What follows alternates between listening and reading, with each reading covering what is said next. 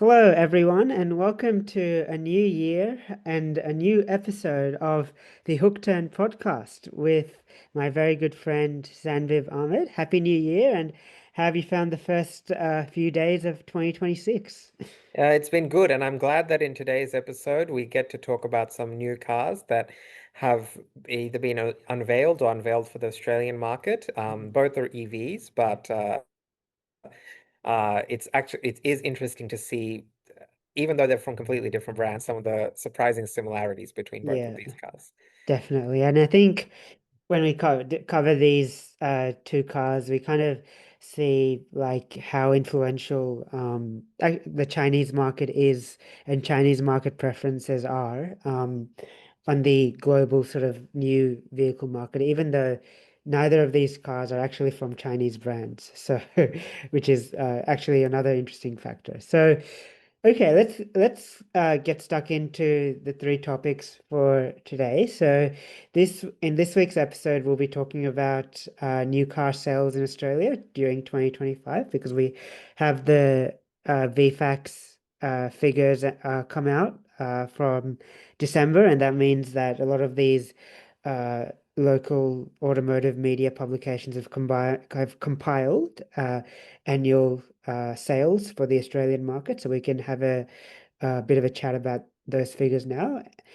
And then we'll be talking about two other cars, as we just touched on. So, firstly, the Hyundai Elexio, which is a new electric SUV from Hyundai, which will be on sale in Australia very soon. And then, lastly, we'll be talking about the Mazda CX-6e. So, we've talked about the sedan version of this car, which is the Mazda 6e, and in this episode, we'll be talking about the CX-6e, which will be coming to Europe as a guarantee, and I suspect is a very, very strong contender to come into the Australian market as well.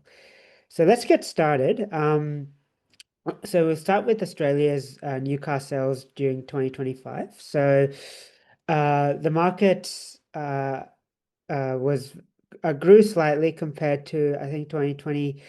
Well, compared to 2015, definitely, but I think it also grew compared to 2024 or was very similar. So we had 1.24 million sales overall in 2025. And just for comparison, in 2015, there were 1.15, or what actually, if you round it correctly, 1.16 million sales. So, I mean, it is reasonably consistent, but it is growing slowly over that time. But I think what's more interesting is the actual composition of that market between 2015 and 2025. So I'm just going to look at just for visibility. I'm going to look at the top 10 marks in 2015 and the top 10 marks in 2025. So Sanvib,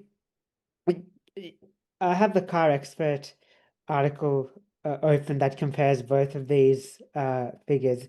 What do you think was the ninth and 10th place in 2015 and in 2025? Um, I'm not sure. I know Volkswagen slipped out of the top 10. Was it in the top 10 in 2015? It was. Can you Yeah. get, do you want to have a guess at what number it was? Either 9 or 10. It was actually eighth. So, Oh, wow. There you yeah, go. yeah. Honda probably. Yeah, Honda was actually 10th in Yeah, yeah, 2015. yeah. Yeah, Yeah, those are the two brands that I know used to be sell a lot more yeah, and definitely have slipped down. yeah, Obviously, Holden doesn't exist anymore, so we can't yeah. really talk about that. The rest should still, off the top of my head, I can't remember what else has slipped that much. Yeah. Okay. So let's have a look. So so number one in 2015 and 2025, Toyota. Yep. So, and interestingly, in both years, Toyota did more than 200,000 sales. So that's just goes to show how dominant Toyota is. And in 2025, they've actually increased their market share. So they had 239,863 vehicles in 2025 with a market share of 19%. And in 2015, there were almost 18% market share. So they've remained very, very consistent.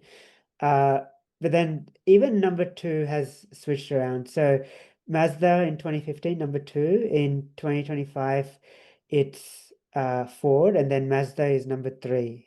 And then, but what's more interesting is the bottom half of the table. So you have, if I look at position 7 to 10 in 2015, you have Nissan in seventh, Volkswagen in eighth, Subaru in ninth, and Honda in 10th.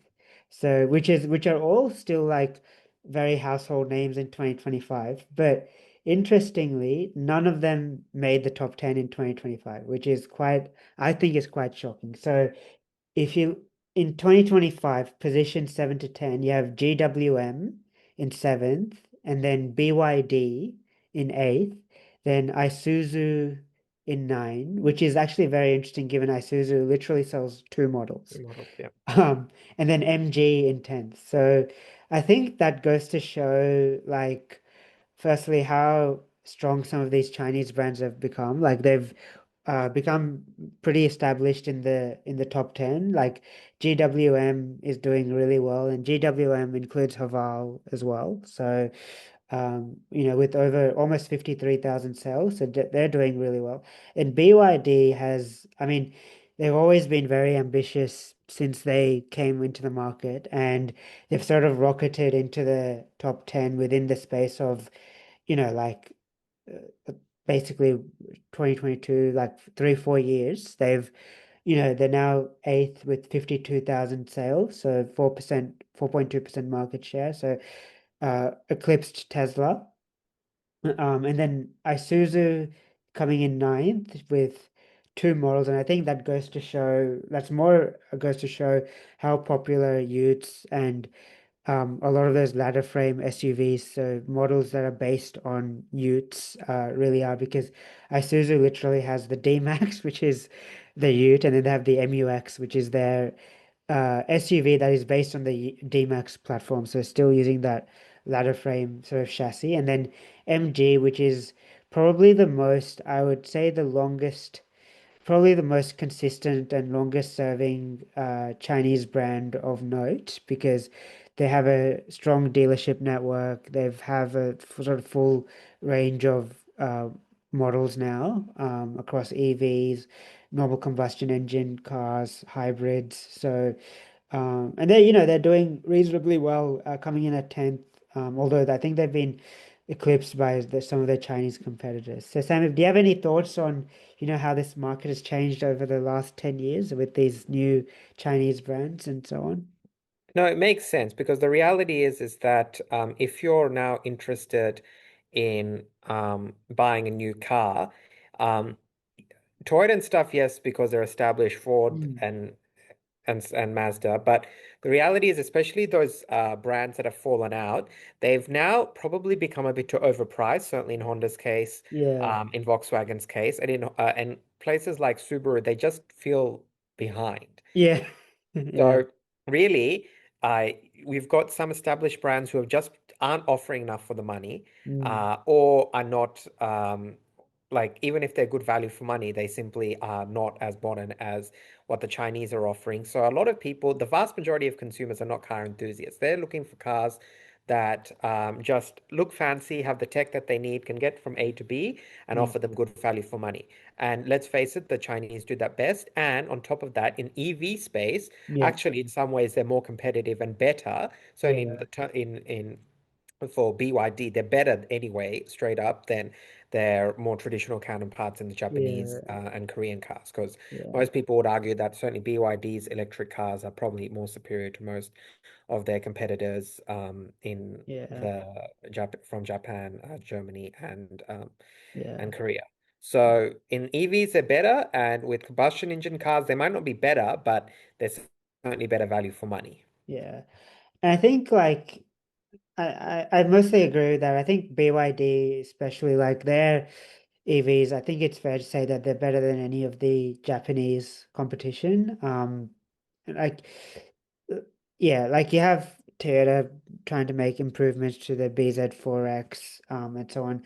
Mazda is sort of now coming into this space a little bit, but interestingly, the model that they do have on sale, the 6E, is like basically a Chinese vehicle. So, um, yeah, and I think it goes to show like people are looking at value for money. Other brands like Subaru, I think Subaru is sort of has typically traded on its reliability and it's its sort of image has always been we're all-wheel drive, we're for the off-road adventure focused lifestyle customer, which is still resonant with Australian customers today. But you look at their lineup and it's just dated. Like they have the Solterra, which is a BZ4X rebrand, and they have some new EVs coming up into the market. But if you look at the rest of their lineup, yeah, the Outback is new, but it's still using the same like fundamental engines and powertrains that the Outback has been using for the last sort of 10, 15 years. They still have that naturally aspirated four-cylinder engine. Then they have the V6. Same with the Forester. The technology is slowly improving, but it's like just catching up. Like they've just debuted a digital instrument cluster in the Forester and the Outback, and like other brands have had this for eons now. Like, and you look at their other models, like they have the Impreza, which like nobody barely like is like not really marketed at all. Then they have the Crosstrek, which is the slightly like an Impreza on stilts, basically. And that's using this decades-old 2-liter naturally aspirated engine, just very dated inside. Very conservative design, and yeah, it's just not that comparative. When you look at what you get from rival brands. Like there's no hybrid powertrains available with those either of those vehicles at all. So which is quite yeah, a little bit disappointing from Subaru's perspective. So and Honda, I think they've sort of they're making a slight comeback, but they've with their agency model change, they've kind of like gone away from being like a volume player. I think their focus is now on producing or selling good quality products. At fair prices with amazing after sales package. So you have cars that are not being sourced from Thailand anymore. Like they're not flogging the Honda Jazz at bargain or the Honda City at bargain basement prices. They're looking at they're positioning themselves as the premium Japanese brand. You can get a Civic hybrid, which is quite expensive for the class, but it is also a very good car. Like I think it got won the Wheels Car of the Year for last year. So, which is fair enough. And then coming out with the CRV, ZRV, HRV, all of these models are hybrid or have hybrid options, and are positioned as sort of premium offerings in their segment, but with a fixed price and a very low servicing costs from the dealer. So I think they're trying to go with that strategy, which is slowly turning things around. Like Honda had a really bad period a few years ago, but they're kind of focusing more on profit, not volume, and we'll see how that turns out over the next sort of coming years. But I don't think, unfortunately, there'll be a significant, they probably won't be in the top 10 or back in the top 10 anytime soon. Um, yeah. Okay. Sandra, do you have anything else to add, or should we Let's move on just to the next see topic? when we're doing this podcast in 2036, what the market looks like in Yeah. 10 years' time. Well, hopefully we're still doing this podcast in 2036. So let's it'll be Yeah, I think it'll be quite the achievement yeah. if we do this. Or maybe we'll just have one anniversary episode, mark it in for January 10, 2036. Just do one off.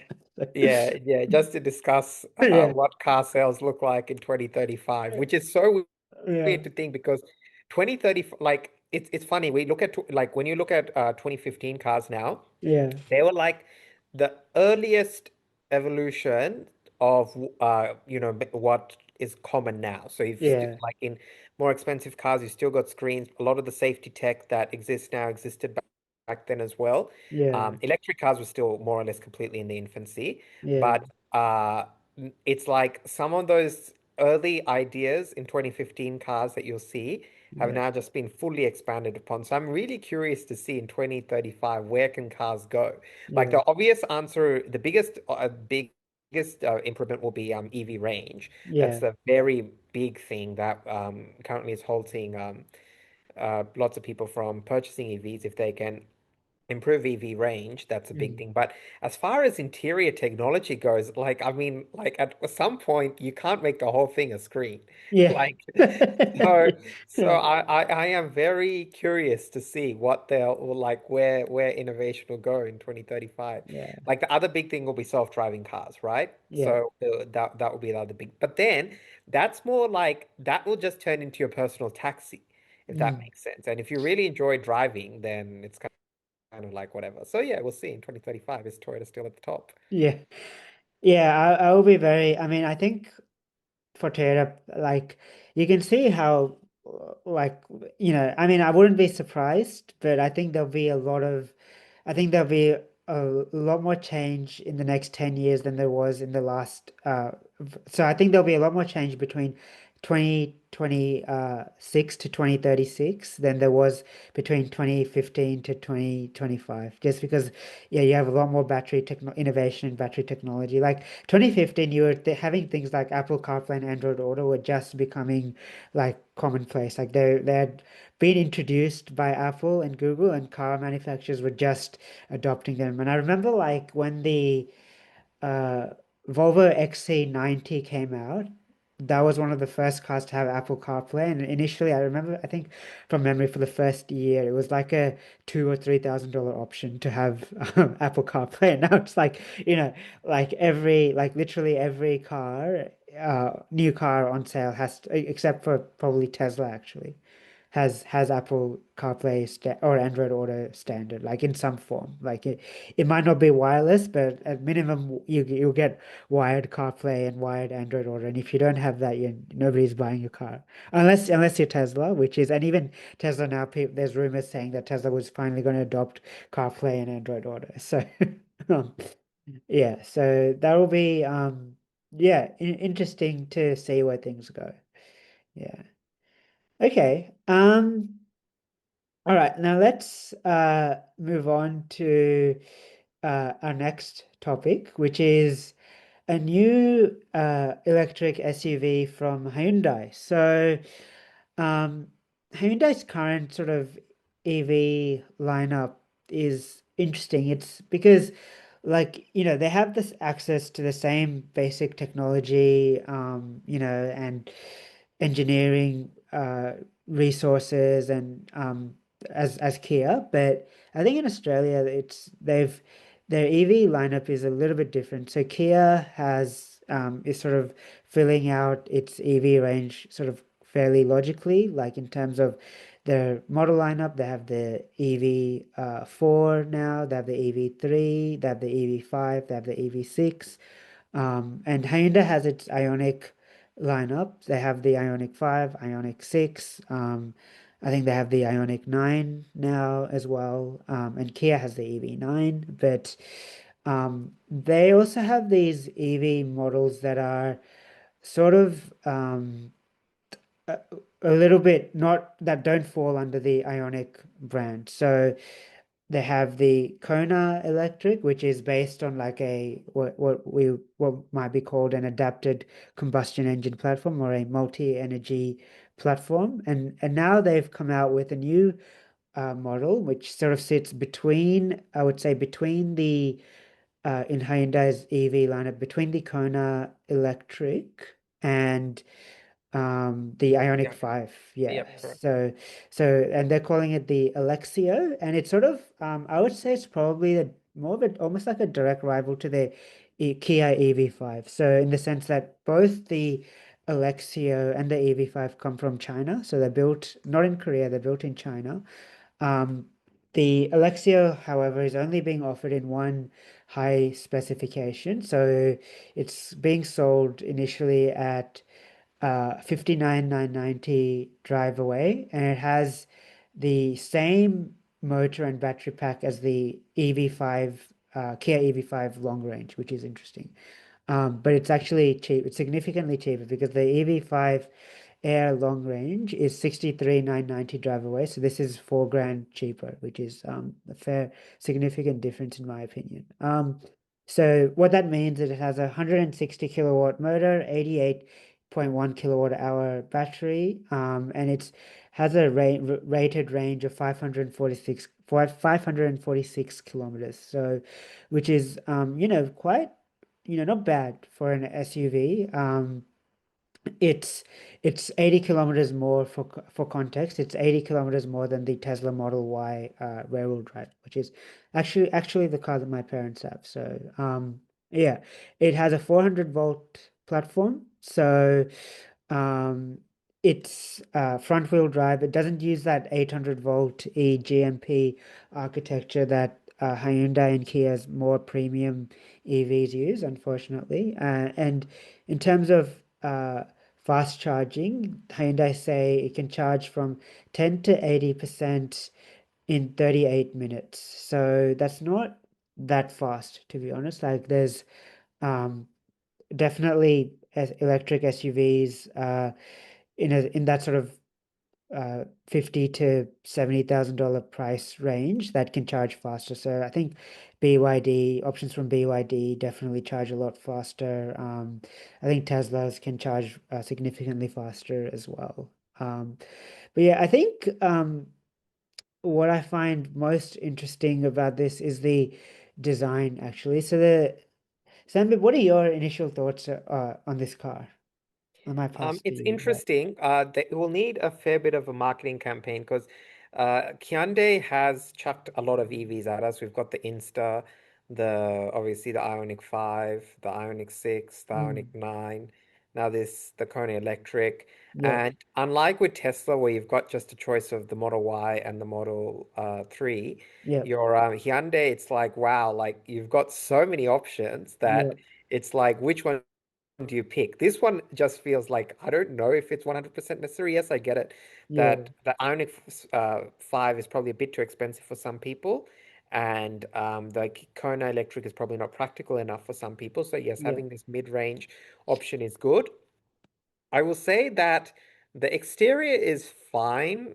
It's not, yeah, it's like, there's not really much to say. It's like yeah, fine. yeah, It's not horrible. It's not amazing. It's just fine. Like yeah, Kia's design language, apart from their very latest thing, is yeah, a lot better for the EVs. yeah, Hyundai's is fine. I mean, the Ioniq 5, I think, is still a pretty good looking car. yeah, Um, but yeah, it's fine.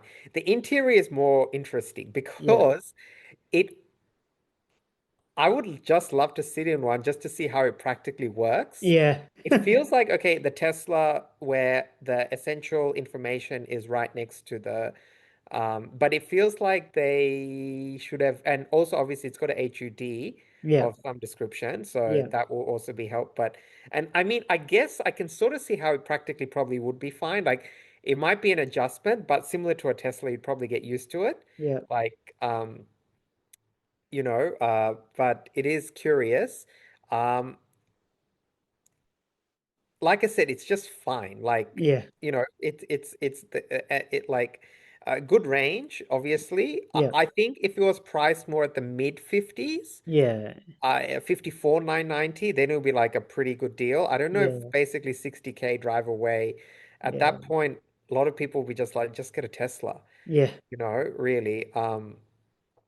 Yeah, like yes, you and apparently it's got the 27-inch panoramic display, heated ventilated seats, yeah. all the safety tech that you need, local handling, ride and tune, I good think that's range. important actually that they've done a local ride handling tune because I think not every, like they try to do it for every Hyundai and Kia, but not all of them get it. So yeah, so I think, Like it's fine, but I yeah. don't see how this will like I'd be curious to see how many people buy this because Mm, like it's not that much more of a step up to an Ionic 5, and with an Ionic 5, you're getting a much better looking car, much more yeah, distinct looking car. I like if I was I just pay more than get an Ionic 5. Like I'm yeah, not sure how much a base Ionic 5 is. It's about 70 something, I think, now with the latest yeah, one. yeah. Uh But Hyundai's been offering like really good deals on the Ioniq 5. Like I think they've been wanting to like the Ioniq 5 has not been selling that well, That and they've great. been Yeah, yeah, offering yeah. like a lot of discounts on like even like MY. I think at one point they even had like last year they had like MY 24 stock that they were trying to get rid of, which is, Yeah. yeah, and same for the Ionic 6. I think Ionic 6 they even had MY 23 stock that they were trying to get Ioniq rid of. 5 is 71,990 for a brand new model. That's Yeah, the base. So yeah, yeah, yeah. I okay. mean, at some I'd be like, That's and as you said, or get a slightly used Ioniq 5, yeah, probably for 60K. You'd probably get a slightly used Ioniq 5 yeah, for about 60K. I'd yeah, just do that because yeah, you're getting actually a good looking car. yeah, I'd almost just get that. Like, yeah, yeah. I think yeah, the interior design is very like, and I think we'll touch on this more in the next car that we talk about as well. But you can tell it's designed for the Chinese market because, and we've said this a few times on this podcast, but like the Chinese market has very distinct preferences, and they're actually, very sorry to interrupt. Speaking of, you mentioned this on yeah, Hyundai's website. A yeah. 2023 Ioniq 6 is exactly the same price, Okay, 59,990 there you brand new. go. Yeah, exactly the same price. Yeah, and they're still 2020. selling to. Are they selling it like brand new as a They're like selling it a brand new because this must be 2020. This is on yeah, the Hyundai website as a brand new car. yeah, So yes, these are brand new unsold 2023 yeah, Hyundai Ioniq yeah, 6s, which are still they haven't been able to move, I assume, for yeah, 59,990. I yeah, don't know. I mean, I'd probably get an Elexio over the Ioniq 6 at yeah. 59,990. Uh Simply because I mean, maybe I'd It have to depends see on the whether car. you want an SUV or not, though. Like, if I didn't have to have an SUV, I'd get the Ioniq 6, personally. It's more distinctive, in my opinion. But, That is true. It's more distinctive, yes, that is true. yeah, But yeah, I need to look at the range and how the interior yeah, compares and stuff like that. yeah. I mean, yeah, I think that the fact that Hyundai still has like what are now, almost like 3-year-old cars, Yeah. just collecting collecting dust that they're trying to essentially flog. That's It's just crazy though. yeah. The when it was brand new, it was 88,000. Yeah. So there you So go. So they've lost like what, like they've lost like almost like what, 60 to almost 30,000, yeah, almost $30,000 in 3 years' time. And this is like without having being driven at all. So yeah, just, yeah. That just, is crazy. Yeah, yeah, like the interior, it's like it's a bit better in the sense it's got buttons and slightly a mix of Hyundai's old yeah, tech and new tech. yeah. So, And whereas the other thing is the Ioniq 5 and 6 use the 800-volt architecture as well. So they have like proper DC fast charging and all of yeah, those benefits. And Ioniq 6, because it's a sedan, it's very aerodynamic. It will have better range than this. That I'm pretty comfortable uh, putting a bet on. But yeah. yeah, But yeah, yeah, no, so that's a good one. That's a, like, would you buy a 2023 Ioniq 6 for 59,990 yeah, brand new or 2026 Hyundai yeah. Elexio? Yeah. Yeah, I'd go for the Ioniq 6 personally. Like this looks very like average. Like the Elexia, I have to agree with you, Sam. Like the exterior design is just like, it's a bit meh. Like, I Yeah. mean, it's not exciting. It's not ugly. I mean, it's not super ugly per se, but it's not distinctive either. And I think the interior, yeah, it goes to show how like the global car industry is being shaped by Chinese market preferences because we know Chinese market is very keen on those huge displays because, they have a lot of traffic on the Chinese roads and they want to, sit inside the cars and play around with these huge touch screens, which is fine, like, but not everybody wants that. And it's clear that this is a car that was designed for the Chinese market because you have this gigantic 27-inch display that is one big display. So it's not like it's not split up between two displays and then joined under one piece of glass. It's literally one big display that is a one side is essentially for the front passenger and then there's like a middle component as well, but it's just one big display. And then in front of the passenger, all you have is this tiny sort of pop-up head-up display, which is like reminds me a bit actually of the new iX3 Neue Classes design, but like much less sophisticated. Like it's much smaller. It's almost like a cross between what you get in Volkswagen's ID lineup, like the Yep. ID3, ID4, and their MEB sort of lineup and the um, a new Neue Klasse iX3 in terms of like it's positioned very close to the base of the windscreen. And you know, I think it's fine, but it's nothing special. Like I'm not even sure, given how slim that display is, whether it would even be able to display like navigation instructions and so on. But ID4 is currently also on offer for 62,990. oh, okay, So well there you 3K go. more. Yeah. Yeah, yeah. So yeah, there's a lot of options at this sort of $60,000 mark. And yeah, I'm not sure whether this would be the best choice, to be honest. Like it's just fine. Like from the pictures, I don't even think like this comes with like a panoramic sunroof or anything. It's just a fixed metal roof. You know, which is a lot of EVs these days, EV SUVs are coming with these panoramic glass roofs. So to not have that, yeah, I'm having a look at the list of specifications. It's just a six speaker audio system. They're pretty basic. Yeah, there's no sunroof at all. There's not even forget even a panoramic glass roof. There's no sunroof at all. That's actually quite disappointing. I think that's a big miss. I think people will be like a lot of customers want like those having those glass roofs. So not to not have that, yeah, that's actually pretty disappointing. Um, yeah, yeah, I'm just having a look at this.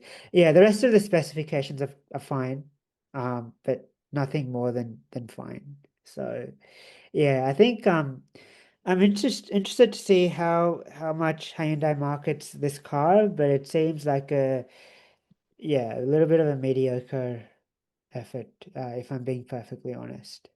So, yeah. Sam, have any final thoughts? I know, just yeah, curious to see what the ad campaign for this looks like Yeah. and how the sales go for the remainder of the year. Yeah. Yeah. Okay. Cool. I think we might move on to our final topic, which is another interesting one. So 2026 Mazda CX-6e, which actually will be a direct competitor to the Elexio if it comes on sale in Australia, which I assume I would be, if I was a betting man, I would assume Mazda Australia will be waving their hands very strongly for this car. If it's available in right-hand drive, I think they'll be putting their hand up for this car, especially given that we're getting this 6E. There's no reason why we wouldn't get the CX-6E either. So um, this is another. Um, it is a Mazda in the sense that it has the Mazda styling. It's badged as a Mazda. It has that Kodo design.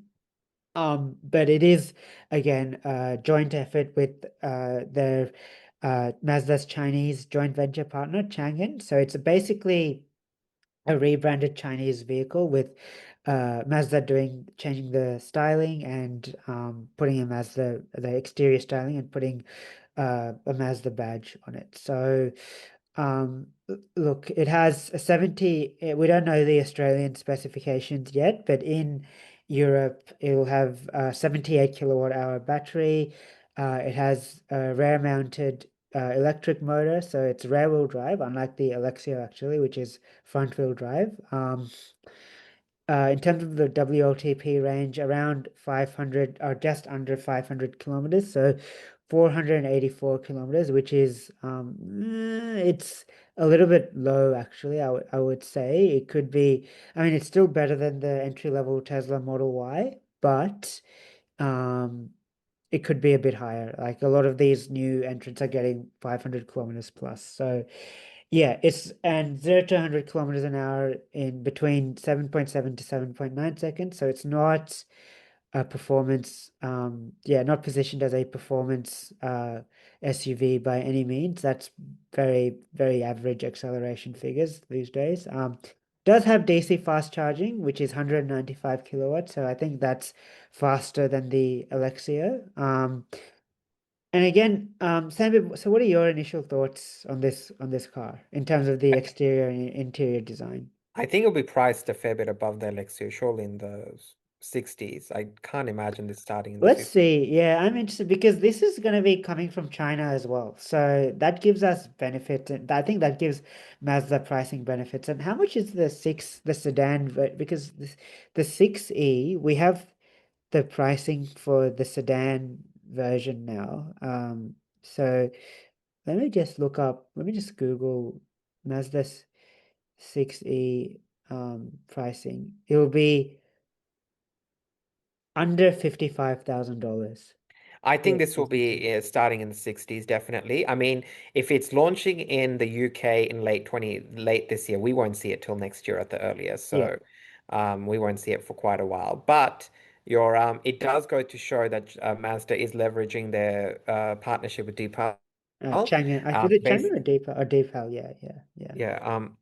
Basically, you're trying to be like, okay, we'll put our own Mazda-ish spin on it, but mm, not have to too much worry too much about the actual development and stuff.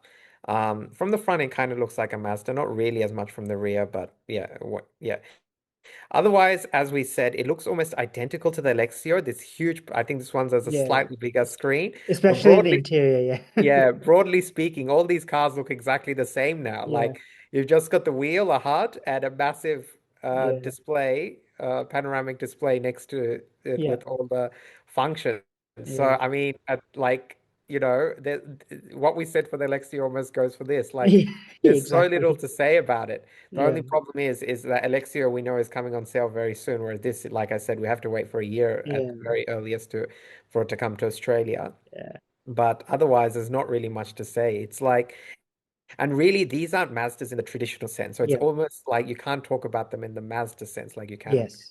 Yeah, CX-60 and stuff. You're effectively talking about a Chinese car with the Mazda yeah, logo at the front. So yeah. yeah, other than that, there isn't much to say. It just shows that Mazda is continuing to strengthen their partnership.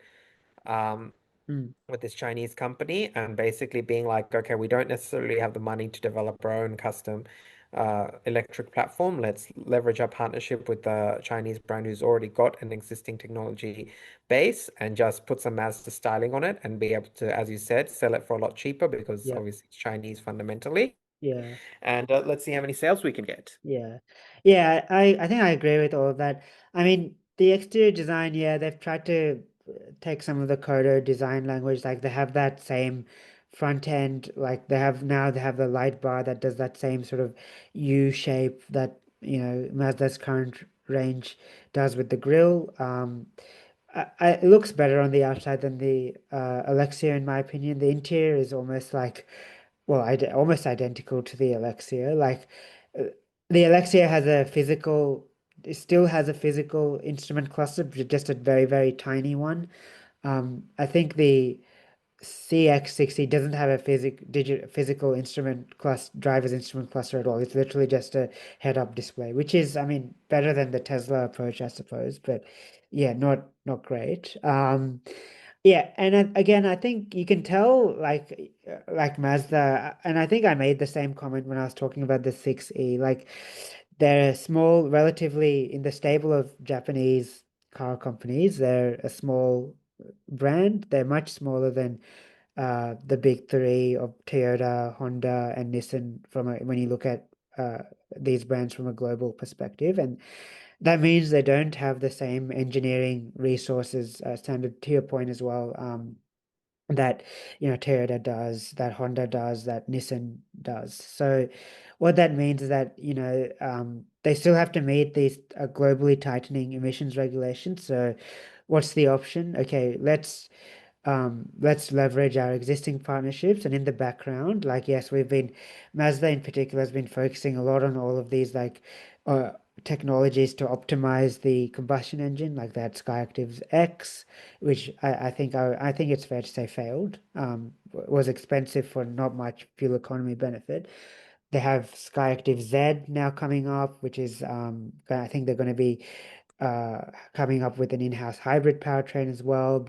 And I think they are developing their own bespoke EV architecture. But in the meantime, they have to still meet these tightening emissions regulations. And the only way for them to do that is to have these what I call compliance cars that leverage the Chinese partnership, are designed for the Chinese market, but are being sold globally because they have to meet the emissions regulations. And you can see that in the again in the interior design that you have these huge screens, which is a you look at the interior of this compared to the interior of like a CX-5, CX-60, CX-70, 80, 90. They are completely different philosophies, and those uh, rear-wheel drive combustion engine Mazda models they're the genuine Mazdas because they have that physical controls, they have the driver facing infotainment instrument cluster and infotainment display, and Mazda has always been a very driver